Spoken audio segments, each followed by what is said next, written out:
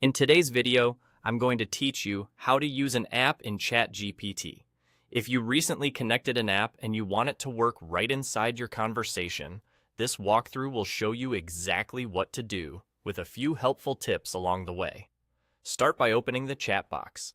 You can do this in a new conversation or right inside an existing one. Make sure your cursor is in the message field so you're looking at the composer where you normally type. From here, click the plus sign on the left side of the message box. This small plus icon opens up extra options beyond just typing. When the menu appears, click More. This expands a panel that lists the different apps you've already connected to your account. Think of this area as your toolbox. Everything you've added is collected right here so you can pull it into your chat when you need it. Now, look through the apps shown and choose the app you'd like to use. When you pick it, the app becomes available for that conversation. You may see the app's icon or a short confirmation indicating it's ready.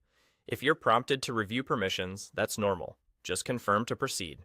Once it's active, you can simply type your request as you normally would, and ChatGPT will route the task to the app when relevant.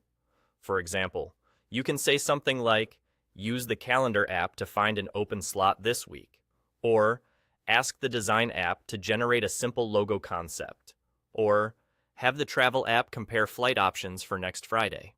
The key is to be clear and specific about what you want the app to do. If the app needs any additional details, ChatGPT will ask for them in the chat, so you never have to leave the conversation.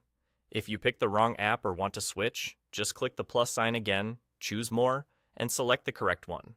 If you don't see an app you expected, it usually means it isn't connected in this account yet, so double check that you added it earlier.